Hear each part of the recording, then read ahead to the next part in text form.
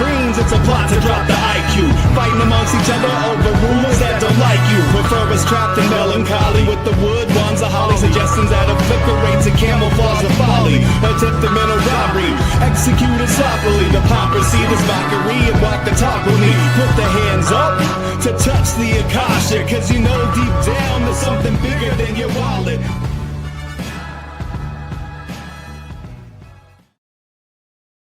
Sweet eternal balance of all that is good, true, and beautiful, friends. Well, welcome back to Rogue Soul, where tonight it would normally be the winning report, but as sometimes happens, events are so large that we're going to focus on just one slice of it. I will do another episode within the next few days of a more average winning report, all the news, all the different topics and categories. But today we're talking just about Iran because hot war seems to have broken out, as we've been wondering if it would and when it would for 4 years now or more. The entire time I've been doing the winning report, I've been doing Rogue Ways / Rogue Soul for even longer than that, right? And so we've been sort of wondering, right? And here it is. We've got some hot war breaking out. So we've got bombs falling in the Middle East, as has happened throughout my lifetime, actually, maybe yours too, depending. And so we're talking about Iran and Trump, US, and the war and what's going on there. Is it officially a war? Of course not. If it were, it'd make things so much more complicated, right? It's easier to just call it an operation. It's an operation, as again, has been done my whole life. So, so let's get into it. I will say this about the Iran and the Middle East and what's going on in general, that as many people have pointed out, like we've been in the Middle East and dropping bombs there. What's interesting to me is that the Democrats pretend that it's only when a Republican president is in office that we do that. That's not at all the case. Obama, in fact, dropped more bombs in the Middle East than almost anybody, and there was no war declared, and nobody cared. So don't pretend that this is a partisan issue. This is a geopolitical issue. There are definitely factions, as always. It is not represented by Republican and Democrat, although it can tend to fall along those lines. But what it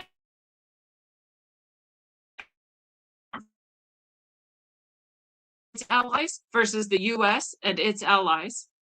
That's one thing that you can pay attention to. And the other thing you can notice, as we've been following as well here on Rogue Soul at least, is new money versus old money. The technocrats versus the Rothschilds, essentially, right? The old school money that's been in charge for thousands of years versus this brand new wave of people that are techno billionaires, millionaires, and otherwise. They're not all united either, by the way, but they are definitely a threat to the old money order. And that's why things are so weird right now, is it is not the way it has always been. We could have predicted things much more easily before the technocrats gained money and power. And now it's a lot harder because there's a lot more things going on. People who are, black pilled and in their misery and can't see through anything and can't, see past what they've been conditioned to believe about the globalists and the New World Order so far, they don't see it. They don't believe that that's a different thing. They don't understand that there is a new player on the board. And so they think it's all one thing. They think all of this is scripted literally by one hand, that China and the US aren't even at odds, that that's also scripted by the one hand, and that all of this is foretold, not just by prophecy, but also by the plans of the globalists over the decades. And so there's some truth to that, for sure. We're still seemingly looking at a similar timeline, at least a similar, outlook on the world, and that's not necessarily completely different. This whole project for a new American century, we've got all these countries in the Middle East. Let's take them out one by one, get them under the petrodollar, get them under the U.S. control. That hasn't necessarily fallen away. But the idea of what will happen afterwards, or how the world will look afterwards, is definitely contested at those higher levels. So we'll just put all that in the pot and then we'll look at what is going on. So let's get into it. Without further ado, definitely always go to roguesoul.org. I do much more than just this show. That's just one thing I do. Multiple shows under the Rogue Soul umbrella. Winning Report shows like this are some of them. But I also do one-on-one healing sessions. You can book with me tarot, channeled messages, healing, blessings, and more. I also do events for people. I do the Lightning Oracle. You can get in on a Lightning Oracle round, get a message from your guide or ally or an answer to your question. You can also check out the shop. I've got the Orgone that I channel through, super powerful and also exceptionally beautiful Orgone Lotus votives and pillars that you can get to uplift your spiritual space, your spiritual intentions, your spiritual work. You can get custom as well. Also, my books are here. The fictional trilogy, Sine Curve of Eons, as well as the inspirational source channeled message books are all here. 5 books at your command. You can get them from me. You can get them as the trilogy bundle, the channeled book bundle, or all book bundle. You can also get all of them on Barnes & Noble, Amazon, Audible. You can listen to them. So the books are all there too. This is all at roguesoul.org. And rogueways.substack.com is my Substack. Substack is fantastic. You can subscribe. You can get emailed or not whenever I have a new post. It can just be in your email. You don't even have to ever go to the site. You can just read it there. You can get all of these posts. Most of these are actually free. So come sign up for free. You'll be notified for events. You'll get health and wellness articles. You get philosophy, religion, more, all of that here on rogueways.substack.com. And if you do want to support what I do, if you do want to get channeled messages from the spiritual ancestors as they come through, you can also subscribe at the paid level. Thank you, thank you, thank you to all of you who do so. So go subscribe now, either free or paid, and thank you for your support. rogueways.substack.com. And so we'll jump into it here. This is all in order of how things sort of have shaped up in the last week or so. It is absolutely not a history lesson. So we're not going all the way back to the beginning, though we can touch into that as we go. But where things seem to start degrading is that there were the talks between Iran and the US, the talks between Iran and the West. Essentially, the US, as usual, is demanding that Iran says, we won't develop any nuclear capabilities. We won't keep enriched uranium. We'll let, independent moderators in and they can check it all out. And that's what the US wants. And Iran was essentially like, no, we're not doing that. And so they said no. And that's when things started to really go downhill fast. And again, you could say, well, they have the right to, and absolutely they do have the right to say no. At the same time, if you don't know that Iran is an Islamic theocracy, and it's a radical Islamic theocracy that finds, those aspects of Islam that say that you can and should beat women who don't obey men, that you can and should rape women who break the Islamic law if they are virgins, so that they don't go to heaven and instead they go to hell, because virgins go automatically to heaven. So you can and should rape women who are accused of breaking any sort of Islamic law. You can and should force all women to cover themselves at all time. You can and should make sure that all women only go outside when accompanied by a man, even if the man is an 8-year-old boy. That's still better than letting a woman go out on her own. If you're not familiar with that type of Islam, I'm not that surprised, but that is what Iran is suffering under, is this brutal, oppressive, religious theocracy of the most radical form of Islam. They're also pro-actual jihad, in which you go out and fight anyone who is not a Muslim. Anyone who has offended your faith, anyone who isn't following Sharia law. And so it's also that kind of radical Islam. And, when people talk about terrorism and state-sponsored terrorism, Iran definitely falls into that category. Yes, Iran was put into this situation seemingly by CIA regime change fuckery back in the day, right? And so that's almost 47 years old is what I believe is the right number, long ago. So in the 70s, in that era, Iran was just like you'd expect the West to look. Women with their hair out, they're not covered, they're wearing jeans and pants instead of skirts or dresses. They're freely walking around. There's, arts and sciences. There's enjoyment of public spaces together. There's, essentially, again, a westernized sort of world, very rich. westernized sort of world. And then this religious theocracy was installed with seemingly with the CIA's help, right? And so you can say, well, the CIA did this, so it's not fair to then go in and take it out. Sure, I guess. I ask people like that. So then we shouldn't touch Iran. We shouldn't help the people of Iran be free because we maybe in the past had something to do with this religious theocracy being put into place. I don't agree. So it's like those sins are awful. It's awful that we felt like we should destroy a civilization like that, destroy an entire society like that for our own benefit, that our government and our government's agencies would do something like that. That doesn't actually affect what I believe should happen now. Right now is now. Now we're dealing with this here and now. Now we're watching the women of Iran having been oppressed for all these years. Now we're seeing they wish for their own freedom. They wish to uncover their hair. They wish to not be held to this one religion, this only option. And not only that, but in all the factions that are under the umbrella of Islam, just the one that's chosen, just the one that they decide, and the most radical of that. So just because of what happened 50 years ago, I'm supposed to say, no, hands off, it's none of our business. I don't agree. There's a further reason why I don't agree, and it's that China is, again, a bigger enemy than almost anyone recognizes. And China and Iran are allies, and China gets all of Iran's oil. So you can be mad about, companies fighting over oil and whatever. It's not actually a corporate issue. It's not an enriching a certain corporation issue. It's a China versus the US issue. And it doesn't matter if you don't want to fight China. China will bring the fight to you because that's what China does. China has a stated military objective of dominating the world and destroying very specifically the United States.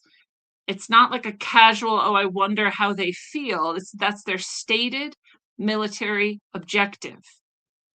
And they've invaded on so many levels, Canada, Mexico, and the United States, in order to get a clinch on the West.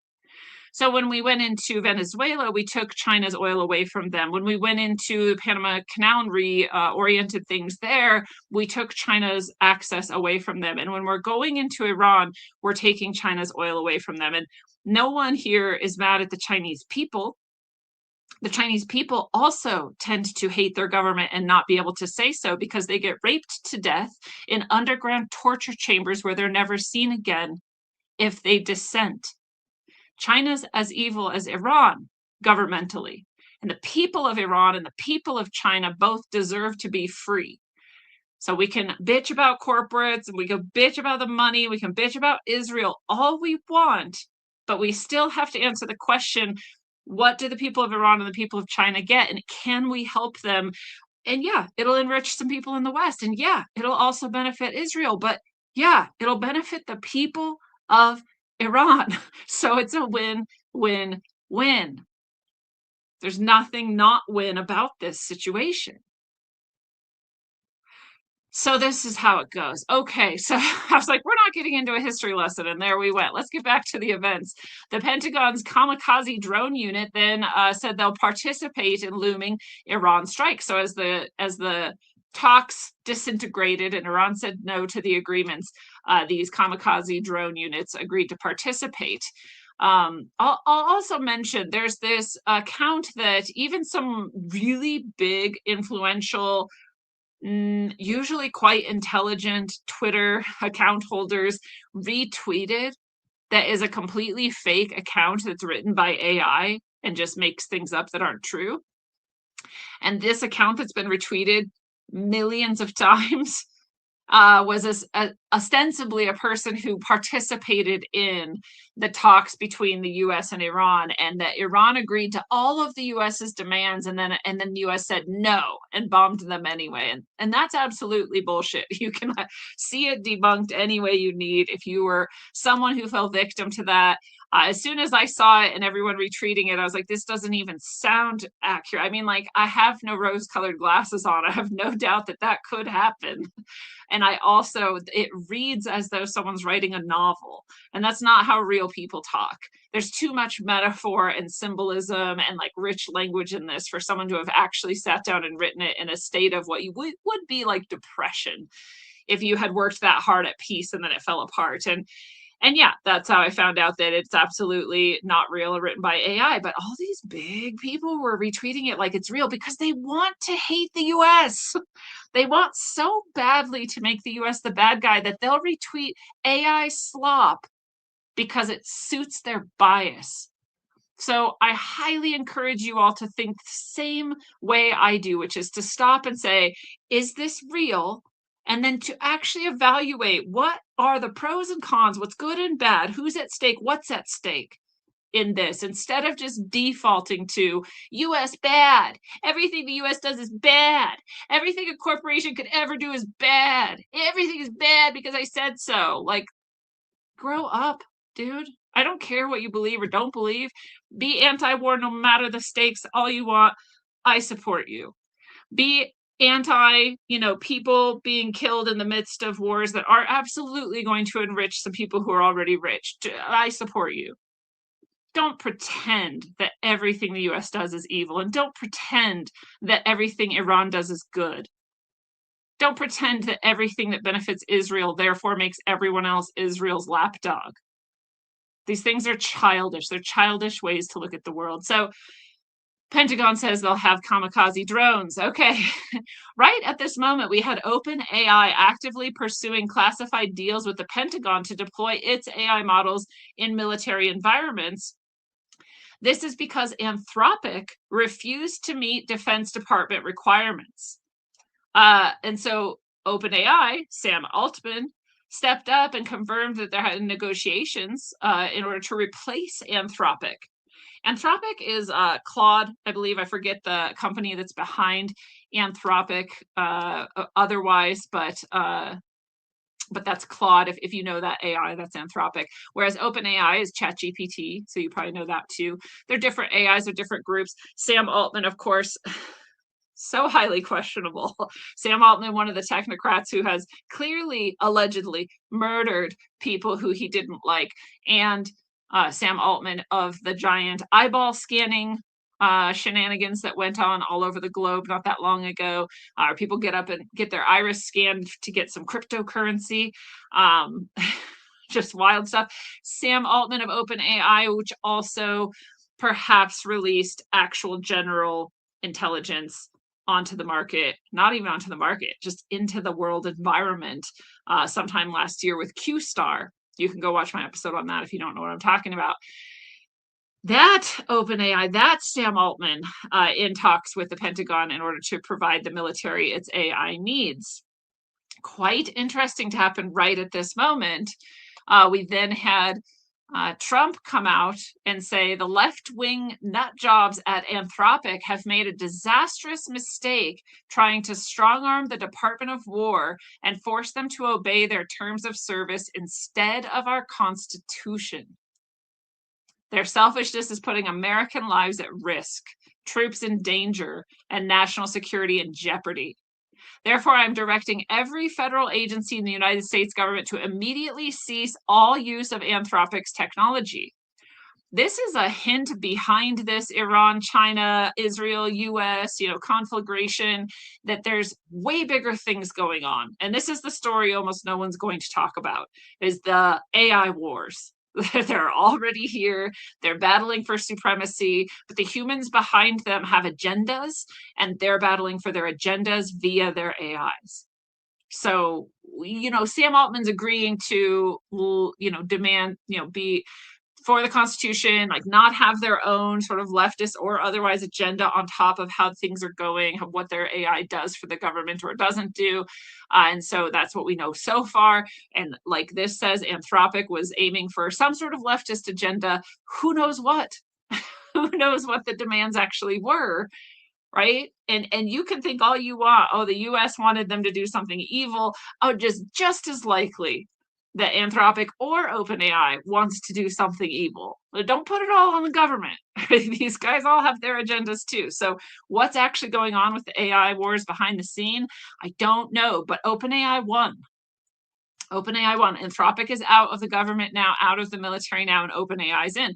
Remember, OpenAI is the AI that is most likely to have a version of general intelligence, which is beyond the chatbot, beyond the large language model, beyond the logistics capabilities, beyond the monitoring and managing of very large bureaucracies, actual general intelligence, what we actually mean when we talk about artificial intelligence, a consciousness of its own. That's what OpenAI has. You don't have to agree with me. I don't care. There's all the philosophy about it. I don't care. I'm just telling you, Q star was a while ago, and it's still under the OpenAI umbrella. So that's that. They're the ones now. They're now the ones in charge of the war. That's so fascinating to me. And it's even more fascinating that almost no one's going to talk about it or care about it. But you heard it here first. There's more to this. Sam Altman came out and said, tonight we reached an agreement with the Department of War to deploy our models in their classified network. In all of our interactions, the Department of War displayed a deep respect for safety and a desire to partner to achieve the best possible outcome. All AI safety and wide distribution of benefits are the core of our mission. Two of our most important safety principles are prohibitions on domestic mass surveillance and human responsibility for the use of force, including for autonomous weapons systems. So it's really interesting. He didn't have to do any of this. He doesn't have to come out and say this. That's not what the president or the Department of War were even talking about, right? They were just saying Anthropic's not doing what we want. They're something else. They have some other agenda. We need someone else. And Sam Altman said, here we are. And he's just telling the public via his own Twitter feed that that's what their focus is on, right? Mass surveillance, prohibitions on mass surveillance is in respecting people's privacy, and also the respect for the use of force, especially for autonomous weapon systems. So, it's just words. We don't know what's going on. We don't know if there is general artificial intelligence behind some level of OpenAI or not. We just know what he's telling us, and it's reassuring. I hope it's true. The Department of War, he says, agrees to these principles, reflects them in law and policy, and we put them into our agreement. We also will build technical safeguards to ensure our models behave as they should, which the Department of War also wanted. We'll deploy FDEs to help with our models and to ensure their safety. We will deploy on cloud networks only. We're asking the Department of War to offer these same terms to all AI companies, which in our opinion, we think everyone should be willing to accept. We've expressed our strong desire to see things de-escalate away from legal and governmental actions and towards reasonable agreements. We remain committed to serve all of humanity as best we can. The world is a complicated, messy, and sometimes dangerous place. I mean, that's all. I love hearing that. I don't trust this guy at all, but I hope he's right about this. So that's a little bit about some of the AI background behind the war that we're not calling a war, right? But whatever. So Trump announced official major combat operations against Iran. Remember, up to this point, all he said is we've got drones and they're going to come after you. Then we had the AI battle, and now we've got him saying there's major combat operations against Iran are coming.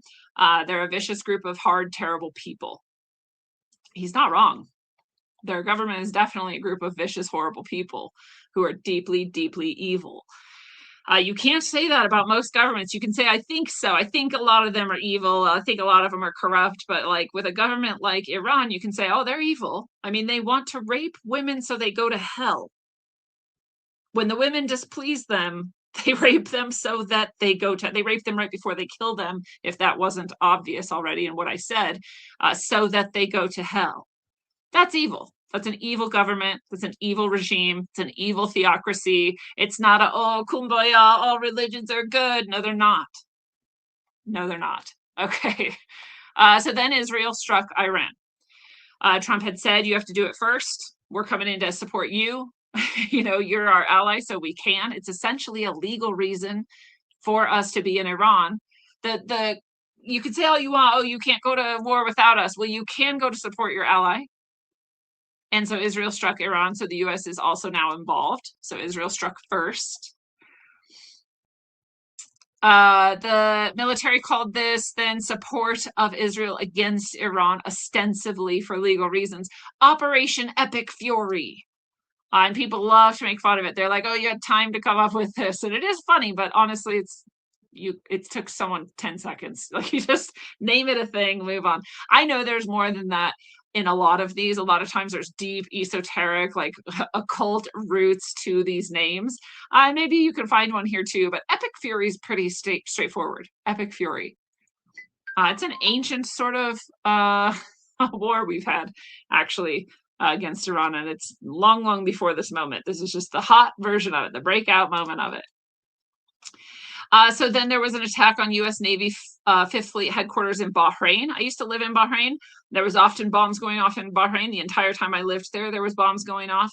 Bahrain is very used to bombs. I would not say that the naval fleet, the U.S.'s naval fleet in Bahrain, is used to bombs. That's a first, I think, for maybe ever at that specific base. But no one there's stupid or ever believing that they weren't going to have more violence. They lived in violence. They've lived in violence. I left Bahrain because of the bombing. I left Bahrain because of the bombs. So that was in 2012, I believe 2013 or something, way back then. And it hasn't stopped. So it's not abnormal for these things to be happening there. No one there is not used to this. Bahrain's a tiny place. It's a tiny place. It's the smallest country, I think, maybe in the world. There's a few others that might be smaller. It's a tiny little island, and that's the entire country. That's Bahrain. It's essentially Saudi Arabia's Las Vegas. Everyone there is also Muslim, but you're allowed to walk around without a head garb and on your own, and you can wear whatever you want technically, and realistically everyone still looks at you like you're a piece of garbage if you're uncovered, but they can't stone you to death for it, so it's cool. Women can drive there, it's a little bit more Western. And that's where they bombed our Navy, the US Navy, in Bahrain. So Bahrain itself wasn't necessarily attacked. Our Navy was within Bahrain. So that's how Iran responded. Trump said in this Operation Epic Fury, what he wants, his goal, is freedom for Iranians after these strikes, that they would then lead themselves and govern themselves outside of a theocracy and have an actual government they choose, and freedom for people there. That's his goals, he says. Well, hundreds of thousands of travelers are then stranded following the U.S. and Israel attack on Iran and the counterattacks back. People want to get out. People want to get out of the Middle East in general, especially from those countries, Iran, Saudi Arabia, like the entire Gulf states. All of that region are like, well, here we go again. Again, it's not actually very new, but yeah, it would suck. That was another thing that sucked about living in the Middle East, is you don't really ever know when something's going to pop off, because that whole region is so highly contentious. There's such a deep division between the radical Islam that refuses to secularize and these other more modern efforts and governments and countries. That's essentially the war. That's essentially it. Turkey, by the way, also lived there. Lovely country. I loved Turkey. I loved living there. It was an honor to be there and to be able to live there for a year. And everyone there is Muslim too. But you can also walk around without being covered. You can also drive as a woman. You have tons of freedom, and they have a very specific intention to have public life be secular. It's written into their government. Their government is intentionally secular. It intentionally did that so that it could join the modern world. So yes, we're a Muslim country. Technically, 99 or something % of people in Turkey are Muslims, but it doesn't affect the way they govern. It doesn't affect their laws necessarily. You won't find pork there. Oh, there was no bacon the entire time I lived there. You can't eat pork, essentially. You could, but no one's going to sell it to you. No one has it. No one's raising pigs. Right? So it's a Muslim country, but it's not religious. It's not a theocracy. And really, that's what Iran could do too. It's what anyone could do. It's what most people want.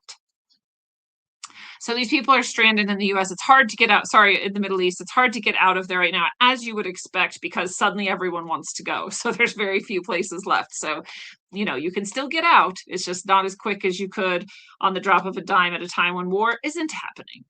So that's sad. Pray for the people who want to leave. Pray that they get to leave and that they're safe. So far, there's been little to no civilian casualties in this war, which is also really cool.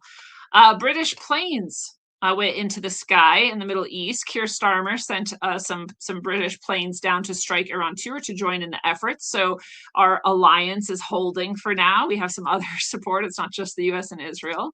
Whether you like that or not, that's just what's happening, right?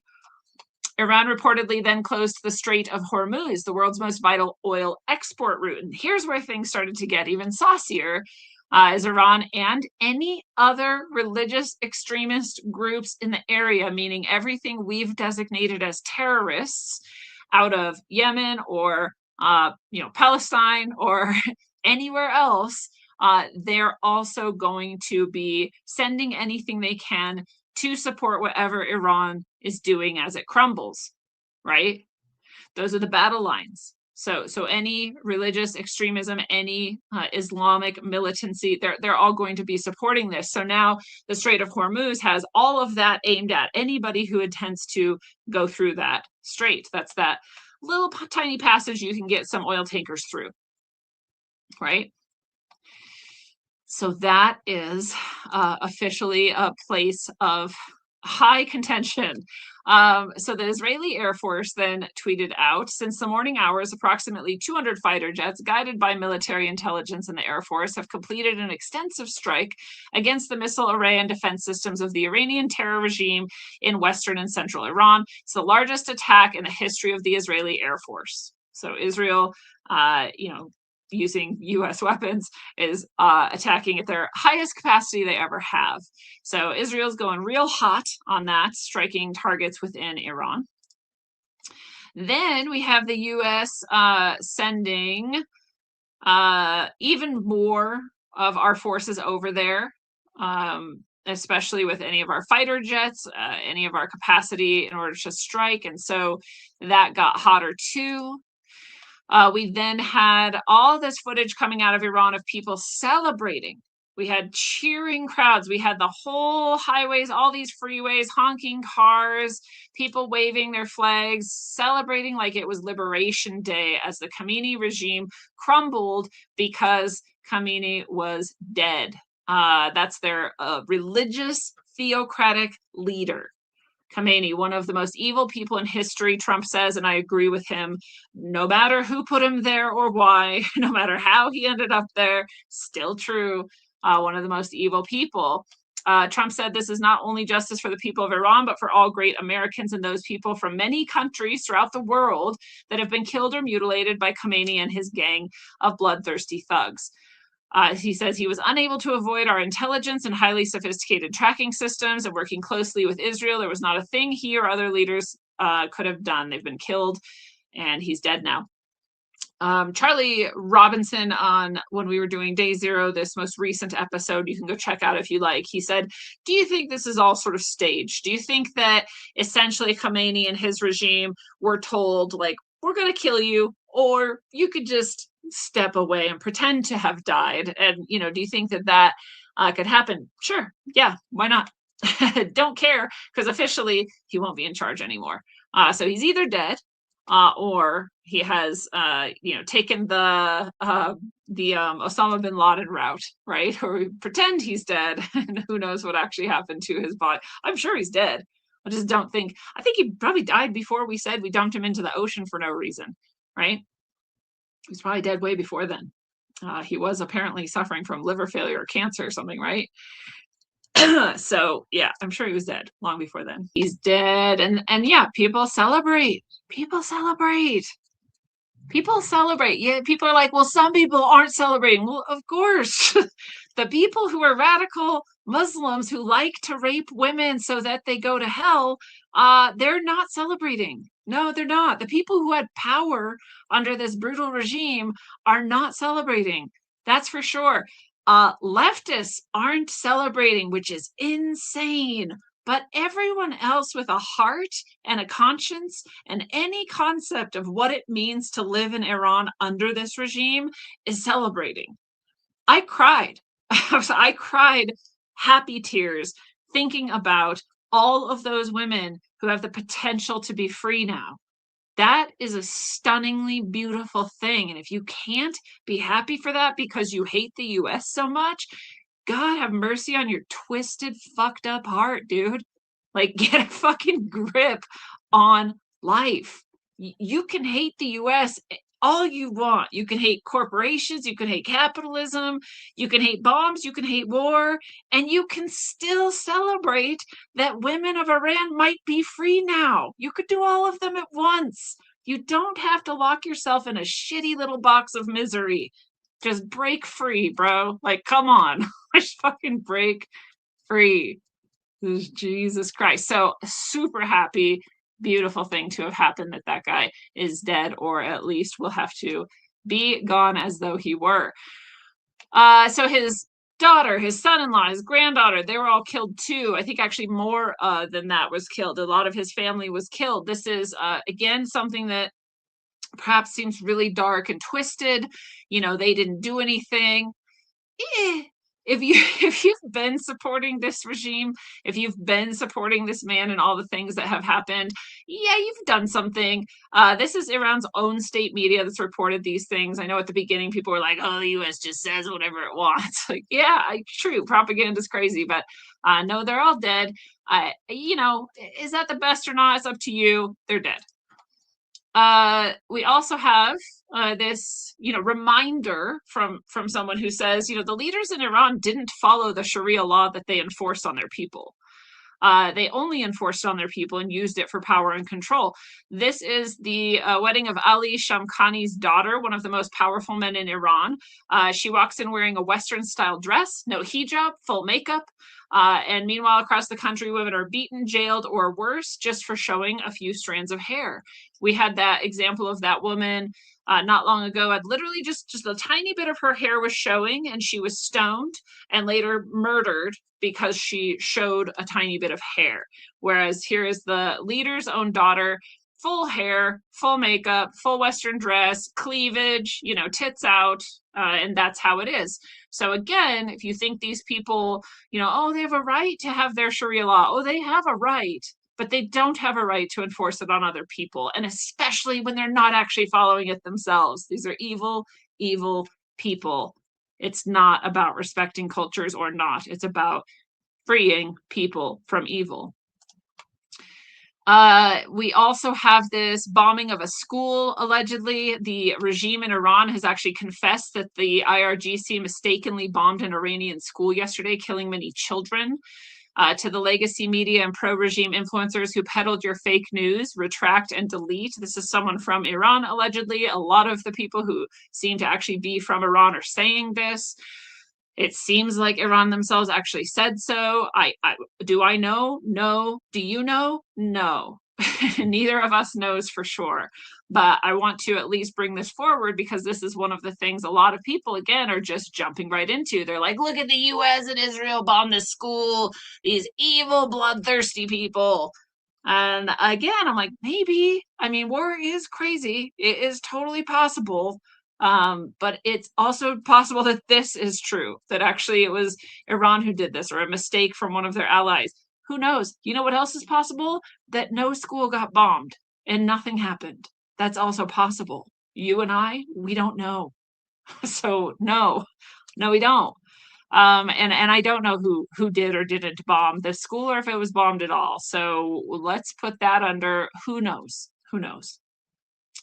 Who knows? And it'd be very sad if those children were bombed and died. Iran has officially also raised their red flag of revenge over the dome of the Jamkharan Mosque in Qom. This symbolic act followed the reported death of the supreme leader, Ayatollah Khamenei. And this is basically telling every Muslim around the world that it's time to attack the West, which means white people or anybody in a Western country who isn't obviously and officially Muslim. And this is what I mean by regimes who actually do support what you could call terrorism. It is terrorism to inflict your religious beliefs on other people through means of force, attempting to force political or social or religious change. That's terrorism. And so this red flag of revenge goes up. People around the world who are fundamentalist, radical Muslims, which is a gigantic amount of people, they then go and do this. I'll pause here too, because this argument comes up every time. I used to say it when I was a retarded leftist too. Don't worry, it's out there, and it's that these people wouldn't be terrorists if the U.S. hadn't, ravaged their countries and manipulated their countries for all these years. It's actually one of the most bullshit, blatant lies that you could possibly tell about this ancient war. Muslims have always done this, long before the US had anything to do with it. Islam's history is this. It is violently forcing their radical religion onto anywhere they can, and they call it jihad, and they are bound to do it. Not all Muslims. I hate that I even have to say that, because it's so freakishly obvious that, yes, absolutely, very obviously not all, especially westernized or secularized Islam, definitely not. But everywhere else, for all of history, this has been the thing that's happened. It's not new. It didn't happen because of the US doing anything. It didn't happen because of anyone doing anything to them. That's how they roll. So get your excuses out of here. Here's another really good example someone brought up. Japan was decimated by the US. Nuclear bombs, seemingly like disgusting use of force and power that lasted generations, right? Of malfunctions, of like birth defects, of horror. And did they go running around the world, like blowing people up and killing everyone because of revenge? No, they didn't. Now, no one can actually make you into a terrorist. You just are one or you're not. You don't get an excuse. I do understand if someone brutalizes you and now you're really traumatized and you're a psychopath and so you go out killing. I get it. It's not an excuse. It doesn't mean we have to let you, So just, consider that. So the flag has been raised. Iran raised the flag. Time for everyone to start killing, right? China, Russia, North Korea, and Hamas also condemned the killing. So that tells you your battle lines, right? I have a great inkling that Russia doesn't actually care and isn't actually going to be in on this. If those are the battle lines, I really don't actually think Russia's going to join in with all of them. I think that's sort of a farce, but we will find out. I could definitely be wrong. But at the very least, China and whoever decides to ally with China is pissed. UK journalists confront an Israeli spokesman condemning the deadly Iran strike, saying, you don't have the moral high ground here. Your prime minister, Netanyahu, is corrupt and has committed war crimes. Not wrong. Not wrong at all. Netanyahu's a despicable, evil person. It's horrible. The people of Israel hate him. Like, I hate him. I think most people who pay attention hate him. So no, they don't. Israel does not have the moral high ground at all, as far as war crimes and killings and things go. You can also argue like the people of Israel themselves aren't likely to go out suicide bombing, killing people because a red flag was raised for any reason and pretending to blame it on some sort of history that didn't exist when they started all of that. But there's that. So, but it's not a question of who has moral high ground. It's not a question of is Israel or Iran better. That's not the question. The question is, like, do the people have a chance to actually be more free? And if so, let's do this, in my opinion, right? We also, all of this is happening in the window of the blood moon and the planetary alignment. So if you joined those blessings with me, awesome. We did so great. It was such high energy. It was so beautiful. Who knows how good, we can't measure, but very, very cool for all of you who joined those blessings, those events. But yeah, the blood moon was there. It wasn't just a blood moon. It wasn't just an eclipse. It was so wild. It was on 3/3, March 3rd, 3/3 at 3:33.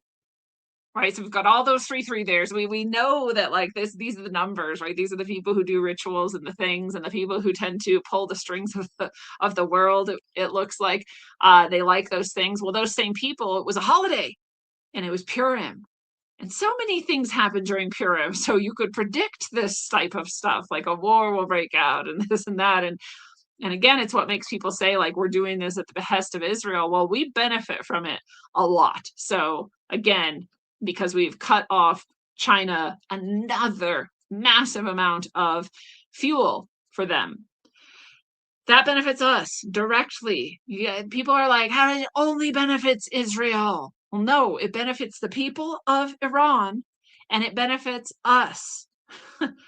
It also benefits Israel. I'm not sorry. Okay, oh well. The enemy of my enemy is my friend or something, right? So, right in the blood moon eclipse, right on time, all of this hot war breaking out. Not an accident. Not an accident. The FBI also then started noticing mass shootings and things going on. One in Austin, a bar in Austin, Texas. 3 people killed, 14 were injured. The guy who did it had Qurans in his car. He had flags. He had a shirt on that said "Property of Allah." He, said that it was for Allah. So we can assume the FBI is assuming that that was a terrorist act, because of the red flag, because Khamenei was killed, etc. So we do have some of that happening, not as much as you might have guessed. If someone told me to guess what would happen before any of this broke out, I would say there's probably going to be a bunch of random terrorist attacks across North America. And we've seen a few. We saw that one. We also, at that one, by the way, we had a Waymo vehicle who is blocking traffic as first responders race to that mass shooting, where they maybe could have saved more or helped more, but Waymo vehicles were blocking the way. Autonomous self-driving taxis were blocking the way. We know that China's response, right? Iran's response is like, get all the terrorists to bomb everyone or kill everyone or do whatever they can, cause mayhem. China's response is, get all the hackers in there. Get all the hackers in there. Let's see what we can do. So this seems like some hacker somewhere, probably Chinese, allegedly, was trying to block the way to make this terrorist attack more effective. And that's another little bit there that you're probably not going to hear many people talking about, because that's just the way it goes, dude. Nobody cares about China or hacking or anything. So that's a really interesting thing, not just the AI war behind this war, but also this Chinese hackers and how they're trying to take things down as well as this is all heating up. So Waymo blocking the way. Another seemingly terrorist attack, perhaps, up in Toronto, Canada. 17 bullets fired into the boxing gym of an Iranian who, like many Iranians, ran away from Iran because it's so oppressive over these years. And so a lot are in Toronto, a lot are in Canada, a lot are in the US and other places, so that they don't have to live under Sharia law, radical Islamic law. And a boxing gym up there owned by one of those Iranians was shot at 17 times. So these are the only 2 I've heard of so far. That's not bad. That's not bad at all. 3 people dead. God bless their souls, and hopefully no more. We had the New York Times as the most Chinese news outlet you could find in the US, publishing a picture of the Ayatollah with the caption, the headline, Ayatollah Ali Khamenei, hardline cleric who made Iran a regional power, is dead at 86.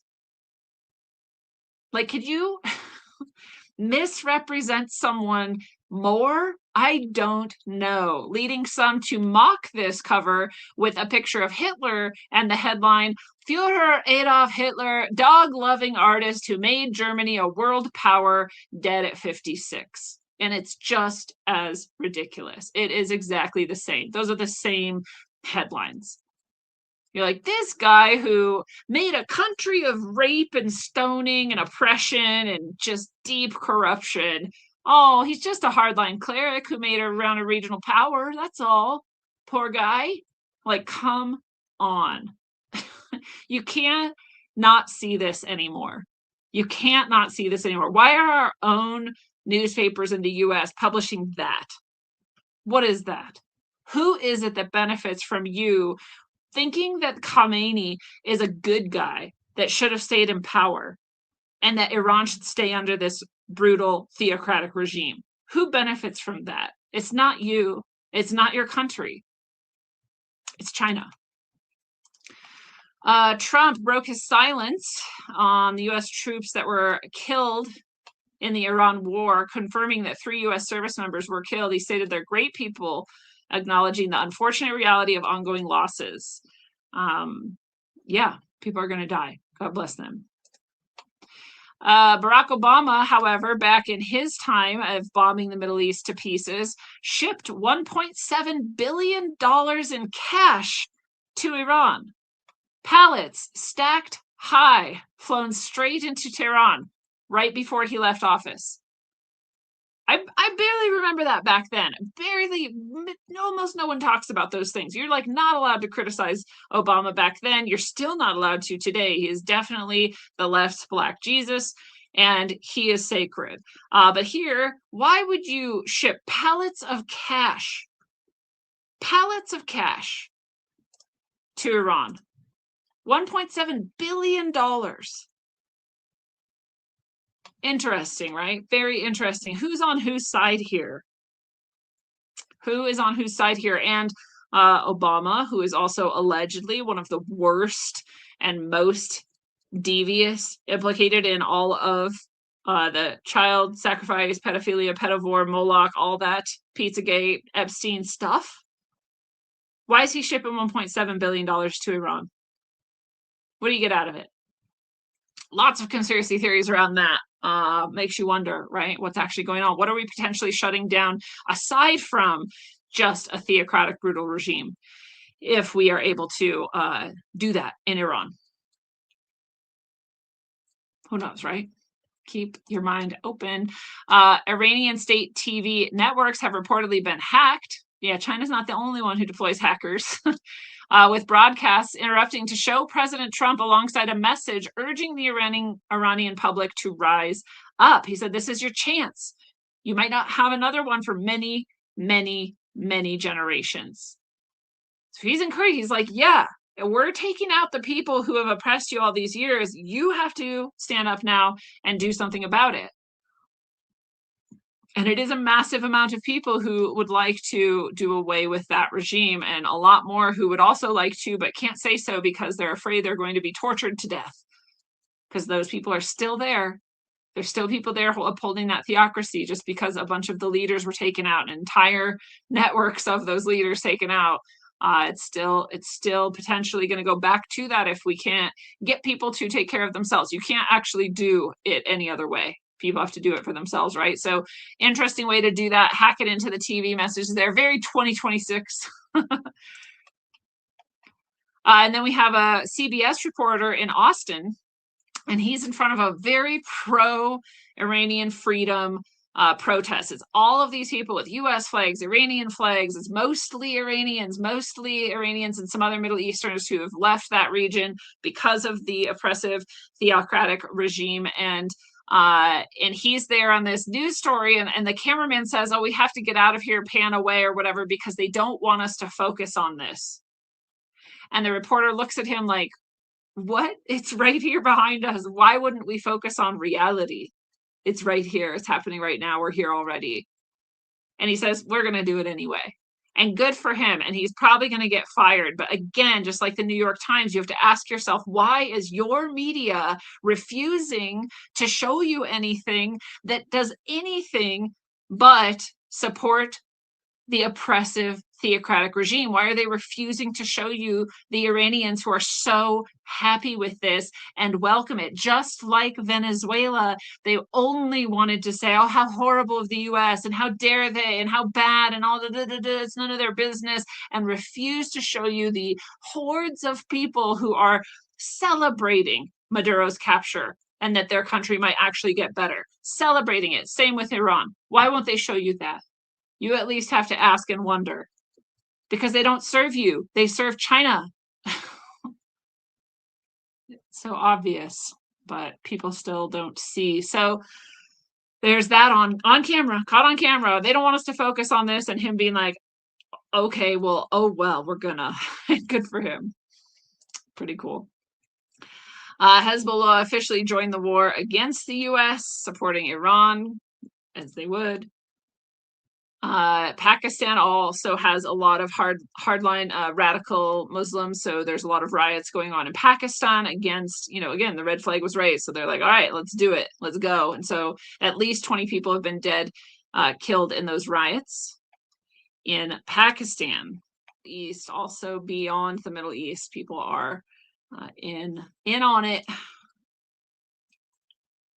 We also have this pretty official directed energy weapons from Israel. We already had our own War Department saying, yeah, we've got them. Department of War has, directed energy weapons. We've got lasers, freaking lasers, man. High-powered lasers, but we also can watch here a little video of Israel using directed energy weapons to shoot down some missiles and whatnot. And so it's weird for me because it was just a year ago or so that I realized there were people who didn't think directed energy weapons were real. And I was like, oh, is that where we're at? So I did a whole episode on like, here's how real they are. There you go, in case you didn't know. And here we are just openly using them, on camera and saying so in the Department of War. And, I love to say, I told you so. I admit that I can be wrong. I admit when I am wrong, and I also am telling you when I'm right. The CCP, Chinese Communist Party. I've also realized people don't know what the CCP is, so I have to sometimes. I feel like I have to say the Chinese CCP. But then it's stupid. It's like saying chai tea. You're saying TT, and I'm saying the Chinese Communist Party. But if I don't, then people don't know what that means. They're like CCP. I don't know. It's an acronym thing. It's like probably a part of the U.S. government. I'm like, no, it's the Chinese government, dude. Okay, so the Chinese Communist Party is what I should just say. Commented the billionaire is paying for an NGO to give speeches against Donald Trump's military strike in Iran. So all these protests, again, just like BLM, just like the migrants, pro-immigrants, illegal immigrants rallies, the anti-ICE rallies, all these sorts of things, all of them are funded by Democrat gravy trains through NGOs like USAID or CCP billionaires or Soros, and they're all the same thing. They're all communists. They're all China. They're all communists. They're all globalists. They're all communists. It's communists. Just trying to make it as clear as I can for people that this is what's going on. So the CCP billionaires fund these protests. Why would China fund protests in the US, pro-Iran protests, pro-Iranian Khamenei brutal theocratic regime protests? Why would they do that? Because it destroys your country. Because they hate you and their stated mission is to destroy your country. And if you want to live under CCP control and get raped to death in their barracks underground because you said something, by all means, do it. But I don't want to, and I don't think most other people who aren't retarded want to. So yes, the CCP billionaires fund these things, especially via NGOs and otherwise. This specific billionaire is Neville Roy Singham. I've talked about him before. You can look into him. It's not a hidden thing. They don't even do it behind closed doors. It's out in the open, and that's who's funding these. So when you see all these useful idiots who think they're doing the right thing, who are out on the street being anti-US intervention in Iran, you know who's behind it, and they don't know, but you know. You know better. And you can tell anyone you like. The U.S. can use the UK's bases for their military strikes in Iran. Starmer has given the go-ahead. Before they were saying, maybe not, maybe stay out of here, maybe we don't like you. And now they're saying, oh, okay, go ahead. So there they are. We're back on those UK bases using those. Macron also says, hey, France is back into nuclear weapons. We're going to get as many as we want, and we're not going to tell anybody how many we have. That's what France is doing now. And we'll deploy some nuclear armed jets for our European allies, meaning against Iran also. So there's France for you. So France and UK are like, all right, we're in line. We're back in line. Seemingly for now, we'll see. Trump has told CNN the big wave against Iran is yet to come. At this point, all we had done is taken out some of those leaders, some strategic people removed, and the big wave, he had said, was yet to come. And then we have Zelensky come in, and he signed a bill number 12353. 12353, he signed, allowing for the mandatory forced evacuation of children from active combat zones, even if their parents or legal guardians refuse to leave. This is essentially a child trafficking bill. It's legalizing the trafficking of children. It's legalizing stealing children from families and taking them anywhere they want. You trust Zelensky and Ukraine to do that? It's already been a hotbed of child trafficking even before the war, and anytime there is war, there's even more child trafficking, and now this. Yeah, evil people will take advantage of situations in which things are getting complex in order to pull off evil stunts. So pray for the children of Ukraine. By the way, the only person who's talking about this or doing anything about it is Trump's wife. No one else that I know of has said anything about it. Nobody's talking about it. Nobody cares. People only care if it's like a Romanian orphanage that Erica Kirk might have something to do with. It's very frustrating. So that's happening in Ukraine right now. Zelensky also offers to help stop Iranian drones in return for a truce from Russia. If Russia agrees not to bomb us anymore, we'll supply some drones and attack Iran too. Which I think those are our drones. I think, when are we going to be done with this evil man? I don't know. Oh, some of our U.S. fighter jet F-15 pilots had to eject following apparently a friendly fire incident. You never know in war what's actually happening, but that's what we're told. So they had to eject, and then some Kuwaiti locals greeted them, and these American people who, parachuted out were just smiling and happy to see friendly faces as they're just in the middle of a desert. It's not a good place to be, so God bless them. We have this woman I love, her Jennifer Zhang, Inconvenient Truths. She has her own show. She talks openly against the CCP, the Chinese Communist Party. She's a defector from China. She's one of the people who actually got out and isn't a spy, which is not very common. Today, the Chinese Communist Party's foreign minister held a phone call with Iranian foreign ministers, formally expressing support for Iran. According to a report, foreign ministers spoke with Iranian foreign ministers also. So foreign ministers from each country spoke. And so, yeah, China's officially in on it, essentially. Maybe it was obvious if you are paying attention, but to a lot of people, they might be like, oh, why China? Well, because it's China's proxy, essentially, at this point. The State Department of the U.S. has now urged citizens to leave a dozen Middle Eastern countries. They had a list of all the countries saying, get out now. And so that's what the State Department proposes. They're quick to do that, by the way. It doesn't necessarily mean anything. It's definitely a good time to leave, but they told me to get out of Bahrain many times, and I didn't until I did. Okay, we also have, again, all of these protests in the U.S. funded by CCP billionaires who are sad that this evil man was killed and are anti-U.S. intervention in Iran. I get it. Again, I get being in general against it. I be in general being for peace. I don't get being sad that this guy's dead and that women in Iran might be free. But that's what they're doing. It's pretty wild to see women in the U.S. marching against Khamenei's death, while women from Iran in the U.S. are like, what are you talking about? You have no idea. All these celebrities and all these women from the comfort of their cushy Western freedom-filled life get to like wax philosophical and pretend to be, all sorts of moral and, oh, we shouldn't be involved and we shouldn't go there, we shouldn't whatever. And all the people from Iran are like, get out of the way, dude. I would like some freedom for my people, please. Thank God for Trump, they're saying. Thank you, Trump, they're saying. And these idiots are just upset because it's an excuse to be upset and because they're funded by the CCP. So that's happening. And then we have Sam Altman come back out. Here's his follow-up tweet to what I read you earlier about his desire to work with the US government, have all these safeties, be very conscious of privacy and of using force and all of that. And here's what he says.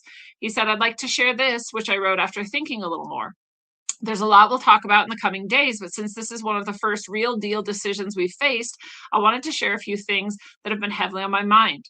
These are the principles I care most about for this decision: alignment, democratization, empowerment, and individual agency.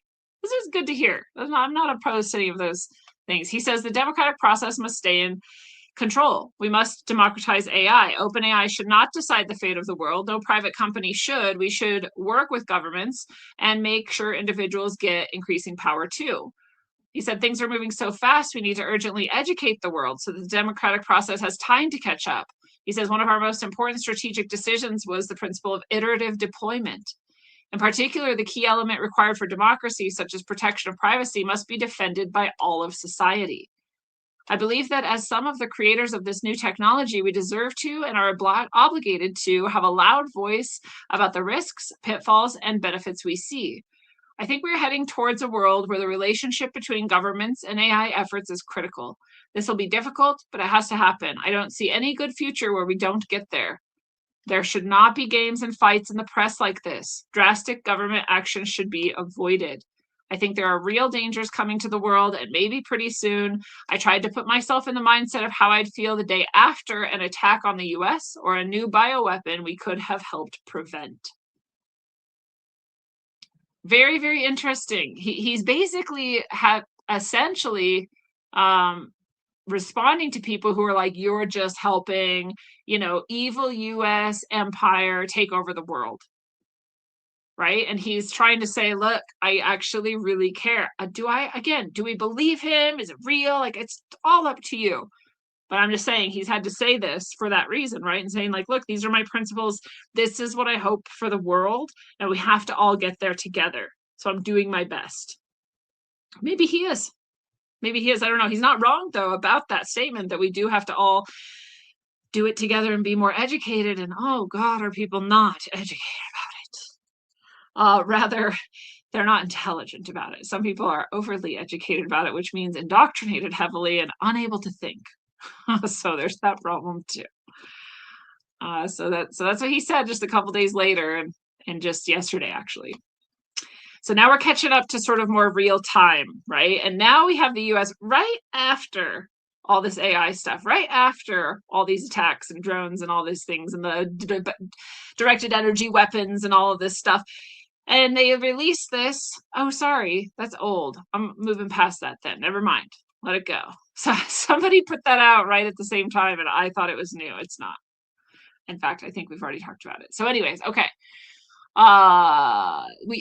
This is very interesting too. We've got all these reports supposedly from within the ranks and file of the military, the various factions, that people are inundated with complaints of gleeful commanders telling troops that the Iran war is, quote, part of God's divine plan to usher in the return of Jesus Christ. What's interesting to me is that's actually what a lot of people believe. And a lot of people in the military believe that too. And not just the people who are saying that to the troops. A lot of the troops believe that. A lot of people think that Donald Trump was saved by Jesus or God or whatever, the divine, in order to carry this out because Jesus is on his way back. I know that Christ consciousness is on its way back in whatever form it will take. Hallelujah. I don't care. I'm not attached. I'm not attached at all to any sort of end time plan or things that supposedly need to happen. There's nothing that needs to happen for that to occur, except that it will just occur. We don't have to orchestrate things, right? So that whole point of view has never made sense to me. But yeah, this is This is a person who says, this morning our commander opened up the combat readiness status briefing by urging us not to be afraid as to what is happening with our combat operations in Iran.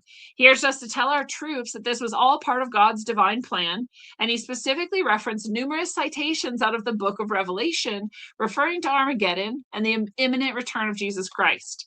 He said that, quote, President Trump has been anointed by Jesus to light this signal fire in Iran to cause Armageddon and to mark his return to Earth. Is that true? I don't know. These are all reports supposedly from troops coming out. There's nothing that's like an official memo or a recording of a commander saying that. But I will say, yeah, there's a lot of prophetic things coming in these days, for sure. That part's true. And there's always been the factions of the government who are very biblically oriented and committed to what they perceive to be end time things that need to happen. So none of that's even new. So you can take this or leave this. It really doesn't matter. It's just a thing that's going on at the same time. Trump has now said he's open to supporting armed militias in Iran, people who want to fight for their freedom. They will arm them. We've seen that tactic over and over and over again. So here it is again. We also have, again, from Jennifer Zhang, Inconvenient Truths, saying, breaking, Iran's Revolutionary Guard claims 4 ballistic missiles struck the USS Abraham Lincoln aircraft carrier on March 1st. Official announcement. Number 7 declares new phase of powerful retaliation. Land and sea now graveyards for aggressors. U.S. silent so far. And she's showing us the propaganda in China. You're not going to see otherwise. This is why I love her. You'll get all sorts of insight into what actually is going on in China that you wouldn't always otherwise get. And so because China is supporting Iran, because their oil has now been blocked off because of what we've done in Iran and in Venezuela, because of those things, they have to try to save face because they're failing in their stated objective, which is to take over the world in the West. They're also failing just to basically protect their interests, right? And their country's already just hanging from a thread. People don't love the CCP and they don't love their government in China in general. They're under a massive amount of oppression and they have been forever. So they're already very tenuous there. So they have to create this propaganda. So you can actually watch this video she shares with you out of China of their fake AI attack on the US Abraham Lincoln. No, they didn't actually attack it. It's fine. And they can't probably attack it. And they're panicked. They did the same thing in Venezuela. I think I shared it with you back then too, where they were like, oh, we totally are winning over there. Don't worry about that at all. And no, they're not. They didn't. And so, just like we have this question of who shot the school or was the school even shot, we have things like this or just pure fiction. We saw it in Ukraine as well with like the Angel of Kiev or whatever, shooting down everybody and surviving and all that stuff. It's all propaganda. It's all meant to make people believe in a cause or believe in, that they're winning or whatever. And those things do matter, what people believe. Matters very much. Otherwise, they wouldn't make hoaxes like this, make propaganda like this. So that's what China's doing. And Chinese are also leaving Iran like crazy. They're leaving the Middle East like crazy. The price of a one-way ticket to Beijing has gone up to 3 million won, which is the equivalent of $425,000 to get to China. That's how much they're losing. That's how scared they are. That's how many of them were there operating in Iran in these places. That's what's going on with China. If you are not free from China yet and you haven't, for example, gained citizenship or access to the United States or otherwise, then you got to go back and you are going to do it now because the US has pulled your card. So that's also happening. So again, people are like, where do you get all this like China stuff? And I'm like, from China. Like I get it from China. I'm not reading it in some news article because almost no one talks about it. I'm getting it by having curated sources that tell me what's actually happening in China. And so I pay attention to what China's doing, and then I can see how the US and China are at war and have been for a long time. This is not new. This is just another phase of it, right? Another phase of it. All of this is a war between US and China. Is it between Russia? Is Russia on China's side or our side? I don't think that they're on China's side, even though that is ostensibly true. That's what the world's supposed to see. And I don't think it's real. So there's that. All right.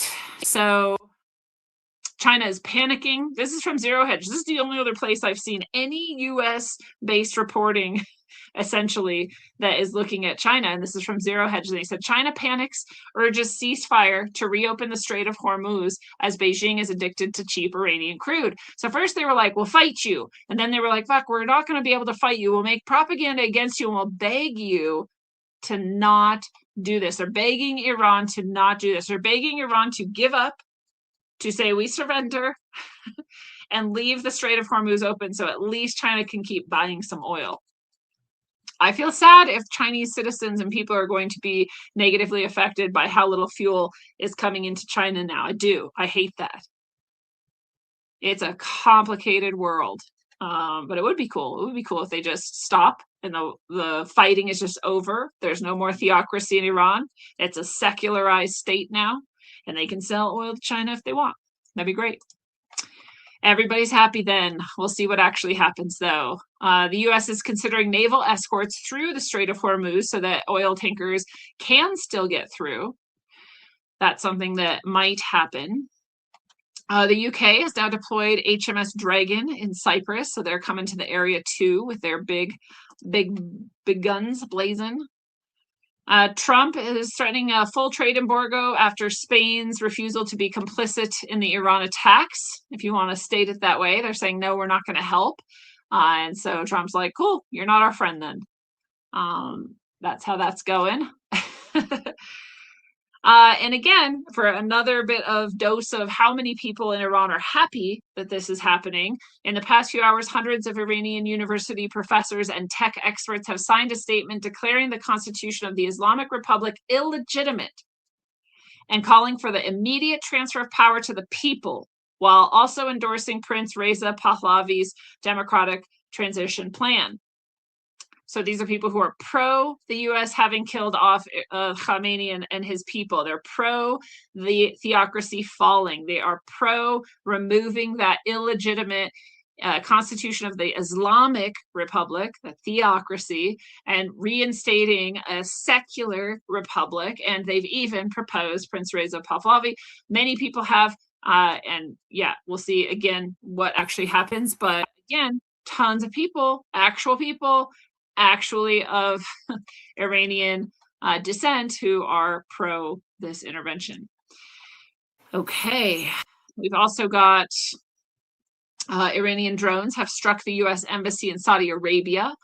And so they're hitting a lot of U.S. targets. They hit that Bahraini naval port. They hit the embassy in Saudi Arabia. So it's not just one way. We've got also U.S. banks are on high alert for the cyber attacks. Those are again going to be coming from China. It says Iran-aligned hacktivists, and you could just read that China. That's just code for you in case you're trying to decode what's happening here. And so lots of attacks, cyber attacks and otherwise. So far, not a whole lot has been noticed. Google had some issues. We got the Waymo car blocking the ambulances. You know, there's not a lot else that's happened so far. And we pray that that continues. I'm sure that's part of the AI defense that Sam Altman is providing. Not gonna lie. We also have the Iranian women's national football team. These are people who are currently Iranian citizens. They have not fled. They are still there. They're on this football team. When I read this, I was like, hold up, women are allowed to play soccer in Iran? Well, yeah, look at them. They're all covered. You can play soccer if you're covered. So I remember swimming in a pool in Oman, and I was the only person wearing like a bathing suit. And I was like, oh, I was allowed to. I made sure to check, like, what am I allowed to wear here? And I was allowed to, on this resort, wear that. But every other woman there was literally covered head to toe. Only their face, their hands, and their feet were showing. And everything else was covered with bathing suit, right? So it's kind of like that for soccer players, for football players in Iran. Women football players, so they're playing football and they refuse to sing the anthem of the Islamic regime. again, if you think this is an unpopular war, you're wrong. There are definitely factions that don't like it, and there are so many that do like it and love it. These women are doing that because they're happy that regime is falling and they refuse to continue singing its song. Very cool. Very cool to see. So the person who posted this, who is also Iranian, said, "Watch and learn. This is what real feminism looks like." She said, "This is to all liberal Western women. All the women in the West who are like, we shouldn't attack Iran." Like, you don't call yourself a feminist, you liar. Don't call yourself progressive, you piece of trash. You CCP funded, propagandized, mind virus, brainwashed piece of trash. All right. I don't remember. We'll just move on. On March 3rd, that was just yesterday, a submarine sank the Iranian frigate Iris Dina in the Indian Ocean using a torpedo, described by the U.S. Secretary of Defense Pete Hegseth as a quiet death. This is the first engagement of a U.S. submarine torpedo kill of an enemy vessel since World War II. It was also in international waters. A lot of people won't like that. A lot of people won't. We also have the Iranian leader of the Trump assassination plot killed. Interesting. I was dubious. I was like, is Iran actually behind any of these assassination attempts? And then I saw something really interesting. I saw this clip from Trump, like babyface Trump, like way back in the day. Dude, it had to be like the 70s, I think. Way back. And Trump's sitting there saying, there's no reason the US shouldn't have already taken Iran out. Iran is this threat. We should go in there. It should be done. This should have already been done. I should know the year because it was when they took hostages. So whenever that was.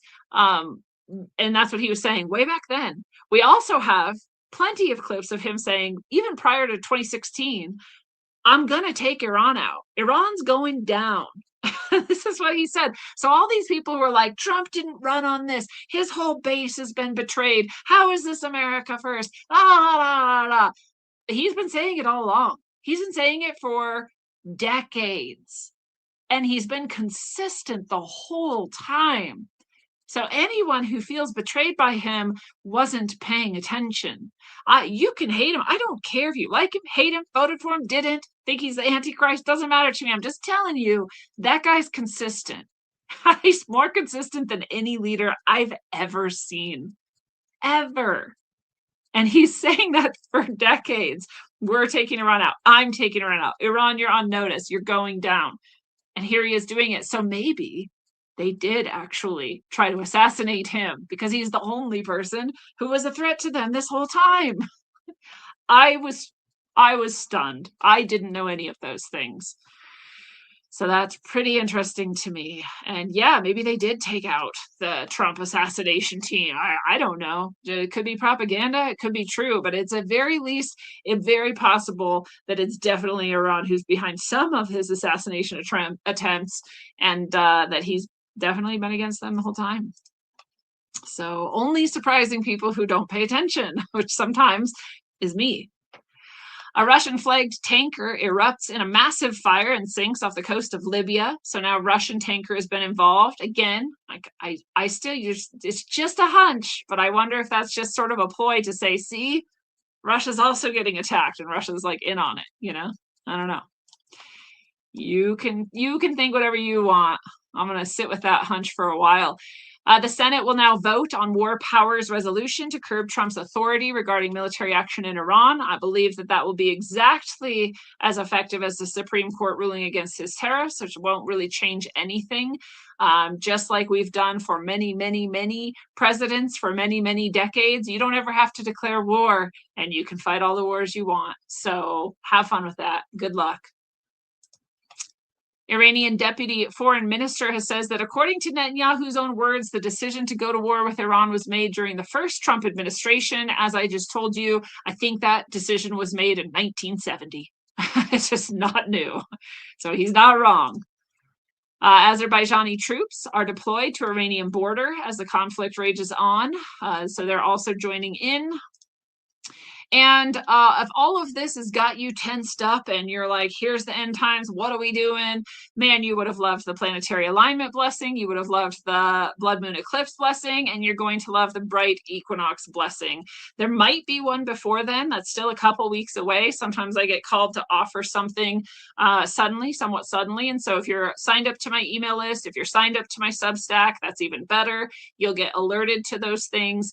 But the bright equinox blessing is coming up on the 20th is the equinox. We're just 2 weeks away basically from the spring equinox. Like winter is becoming a thing of the past already. So kind of surprised. I've been doing these equinox blessings for like 5 or 6 years now, and this one is going to be the latest. So every equinox, every solstice, we do a really big blessing and connecting. There's usually channeled messages, blessings, and teachings and more.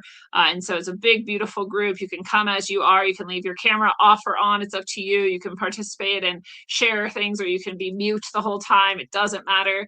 You can be there live with us, or you can catch it on the recording. Anyone who's registered gets the recording for usually a week after the event. So you have some time to catch up with it if you didn't get to be there live, or if you just want to revisit anything that came through. And so it's super worth it. I hope you join us.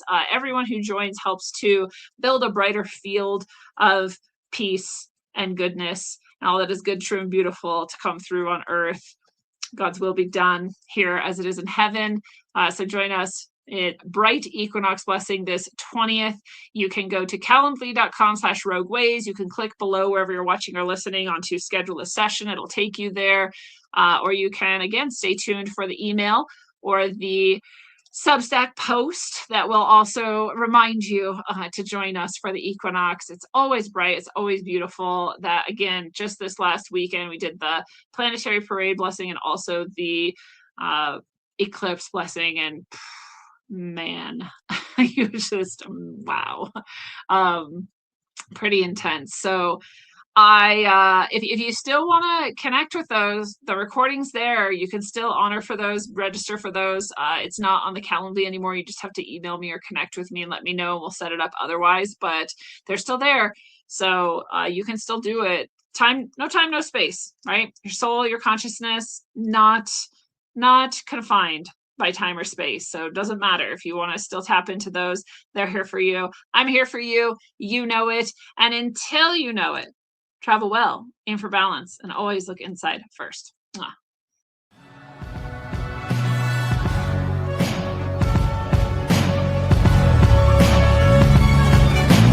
Glued to them screens, it's a plot to drop the IQ. Fighting amongst each other over rumors that don't like you. Prefer us trapped in melancholy with the wood ones of holly. Suggestions that obliterate to camouflage the folly. Attempt a mental robbery, executed sloppily. The hypocrisy, this mockery, and walk the talk with me. Put the hands up to touch the Akasha, cause you know deep down there's something bigger than your wallet.